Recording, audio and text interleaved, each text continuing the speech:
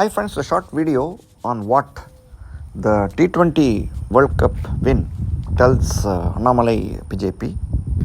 அனைவருக்கும் வணக்கம். போன வாரம் தான் இந்தியா வந்து வேர்ல்ட் கப் ஜெயித்தாங்க. ரொம்ப எல்லாருக்கும் சந்தோஷமாக இருந்தது. ப்ளஸ் பாரத பிரதமர் மோடி அவர்களே போய் நேரில் போய் சந்தித்து அவருமே வந்து பாராட்டு தெரிவித்தார். எல்லாருக்குமே சந்தோஷமாக இருக்குது. கண்ட்ரிக்கே ரொம்ப ஒரு இது. பட் இதை வந்து நமக்கு வந்து ஒரு குறிப்பாக ஒன்று உணர்த்துறதை நம்ம கவனத்தில் கொள்ளணும். இப்போ இந்தியாவை பொறுத்தவரை வந்து 2007 ஃபஸ்ட்டு டைம் வந்து ஜெயித்தாங்க. அதுக்கப்புறம் வந்து இப்போ தான் வந்து வின் பண்ணியிருக்காங்க அடுத்த வாட்டி. இப்போ நார்மலாக வந்து இந்தியா கிட்டே வந்து அவ்வளோ இந்தியா கிட்டேன்னா board of cricket control in India, BCCI, எந்த இது வந்து பாடி வந்து இந்தியாவில் வந்து கிரிக்கெட்டை வந்து கண்ட்ரோல் பண்ணுறாங்களோ அவங்கள்ட்ட வந்து பார்த்தோம்னா ஏகப்பட்ட பணம் இருக்குது, ரிசோர்ஸஸ் இருக்குது, பிளேயர்ஸும் இருக்காங்க. ஸோ 2007 வந்து ஜெயிச்ச அப்புறமா, தோனிக்கு தமிழ் ஜெயிச்ச அப்புறமா பார்த்தோம்னா இந்தியா வந்து செமிஃபைனல் போச்சு, மற்ற இது போச்ச வழிய இந்தியா வந்து வெற்றி கோப்பையை வந்து கைப்பற்ற அளவுக்கு நெருக்கமாகவே போகவே இல்லை. அதுதான் வந்து நம்ம கண்ட நிரசமான உண்மை. அதுதான் நீங்கள் கவனித்து பார்த்தீங்கன்னா. ஏன் இது காரணம் அப்படின்னு பார்த்தோம்னா வந்து அவ்வளோ எஃபர்ட்ஸ் வந்து தேவைப்படுறது.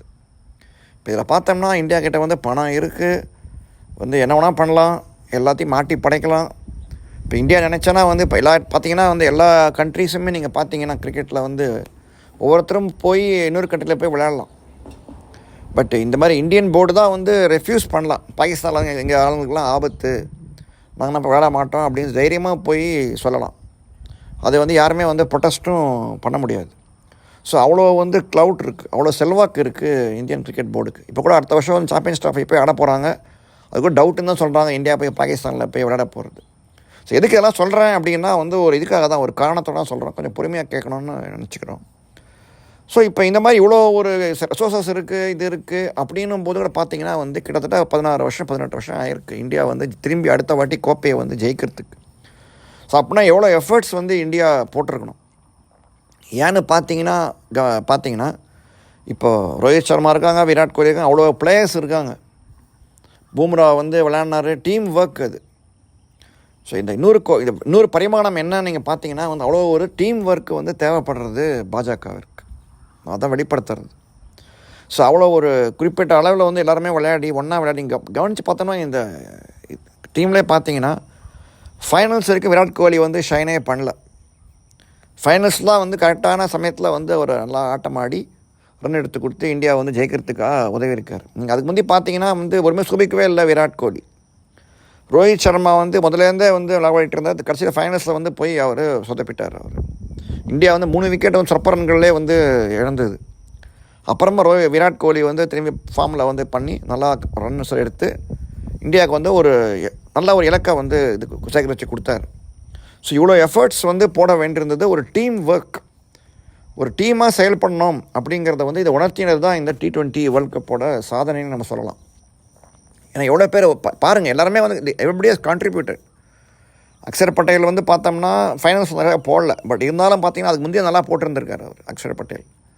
பூம்ரா தான் கன்சிஸ்டன்சியாக வந்து அவர் வந்து ஒழுங்காக போட்டிருக்காரு பூம்ரா. பட் ஃபார்ம் சொல்லுவாங்க, form is temporary, class is permanent அப்படிம்பாங்க. அந்த மாதிரி அவ்வளோ எஃபர்ட்ஸ் வந்து வேண்டி இருந்திருக்கு. ஒவ்வொருத்தரும் வந்து கான்ட்ரிபியூட் பண்ண வேண்டியிருக்கு. அப்படி இருந்ததால் இந்தியா வந்து ஜெயிச்சிருக்கு இந்த வாட்டி. இப்போ அதே மாதிரி இப்போ பாஜக வந்து தமிழ்நாட்டை பொறுத்தவரை வந்து மேலே வரணும், ஜெயிக்கணும் அப்படின்னா நீங்கள் வந்து யோசிச்சு பார்க்கலாம் எவ்வளோ எஃபர்ட்ஸ் வந்து தேவைப்படுறது அதுக்குன்னு. அதை வந்து சும்மா அப்படியே ஓவர் நைட்டில் வந்துடாது. அதுதான் யாருக்குமே புரிய மாட்டேங்குதுன்னு தோணுது. எல்லாருமே வந்து ட்விட்டரு, ஃபேஸ்புக்கு இதிலே போய் உட்காந்து கம்பு சுற்றிக்கிட்டு இருக்காங்களே ஒழிய இதில் போய் களத்தில் போய் இறங்கி பணியாற்றணும். அதுதான் வந்து அண்ணாமலை வந்து ஸ்ட்ரெஸ் பண்ணுறாரு.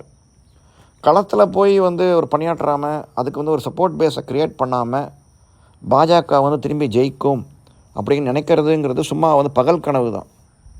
அவ்வளோ எஃபர்ட்ஸ் பண்ண 2026 வந்து நம்ம ஜெயிக்கணும், இது பண்ணணும் அப்படின்னா நிறையா வந்து முயற்சி எடுக்கணும்.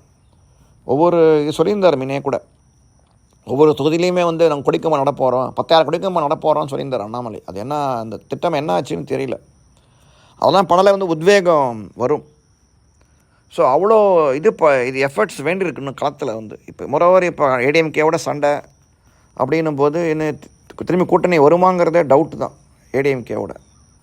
அப்படிங்கிற போது இன்னும் பாஜக இன்னும் வந்து உற்சாகமாக போராட்டணும்.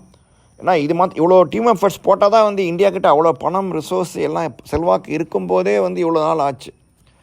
அப்படின்னா பாஜக வந்து இப்போ தான் வந்து வளர்ந்து வர கட்சி தமிழ்நாட்டில். தொண்டர் பலம் ஓரளவுக்கு சுமாராக வந்திருக்கு. அண்ணாமலை வர பெரிய லீடர் ஒருத்தர் இருக்கார் இப்போதைக்கு. அவருக்கு கீழே பணியாற்றுறதுக்கு டீமாக நிறைய பேர் வேணும். ஸோ ஒரு டீமை தான் உருவாக்கி ஆகணும். இப்போ தமிழிசை இவங்கெல்லாம் கண்டபடி பேசி இனிமேல் அவங்க டீமில் வருவாங்க. பட் இருந்தாலும் வந்து அவங்க எல்லாருக்குமே தான் தலைவராகணும் அப்படி இப்படிங்கிற எண்ணம் தான் இருக்குது. எப்படியா ஒரு எம்எல்ஏ ஆகிடலாமா அப்படிங்கிற ஒரு குறுக்கு வழி தான் தோணுதே வழிய களத்தில் இறங்கி பணியாற்றணும் அப்படிங்கிற உணர்வு யாருக்குமே இருக்கிற மாதிரியே தெரியல. அதை தான் வந்து கொண்டு வரணும் பாஜக. இது T20 வந்து வேர்ல்டு கப் வின்னு வந்து நமக்கு என்ன உணர்த்துறதுன்றது பார்த்தோம்னா தமிழ்நாடு பாஜகவுக்கு பார்த்தோம்னா அவ்வளோ எஃபர்ட்ஸ் வந்து தேவைப்படுது. ஒரு நாளில் வந்து வராது. இவங்களுக்கு வந்து திரும்பி ஜெயிக்கிறது 18 வருஷம் ஆயிருக்கு இந்தியன் கிரிக்கெட் டீமுக்கு. அப்படின்னா ஃபஸ்ட்டு டைம் ஜெயிக்கிறதுக்கு எவ்வளோ கஷ்டப்படணும் வந்து பாஜக. அதுதான் வந்து அவங்க உணர வேண்டிய உண்மை. அதை உணர்ந்தாலே போதும், டீமாக வந்து ஃபார்ம் ஆகிடுவாங்க. இன்னும் வெற்றி வந்து இதே தான், ஈஸி தான். Team work is very important. இந்த காலத்தில் வந்து இண்டிவிஜுவல் பிரில்லியன்ஸ் வந்து ஒர்க் ஆகாது. அது வந்து கட்டாயமாக புரிஞ்சுக்கணும். வெறும் தலைவர் மாத்திரம் பத்தாது. இதில் ஹெட்டு டீமும் வேணும். இணைஞ்சி பணியாற்றணும். எல்லாருமே வந்து ஒற்றுமையாக பணியாற்றினால்தான் வந்து ஜெயிக்கும். ஒன்றுபட்டால் உண்டு வாழ்வு, நம்மில் ஒற்றுமை இணைங்கில் அனைவருக்கும் தாழ்வு அப்படிங்கிறத கட்டாயமாக பிஜேபி புரிஞ்சுக்குவாங்க நம்ம நம்புகிறோம். ஸோ டெஃபினட்டாக இது மாதிரி இது ஒரு ஆல்கமிஸ்ட் மூமெண்ட் தான். இது ஒரு ஆல்கமிஸ்ட்னு ஒரு புஸ்தகம் இருக்குது.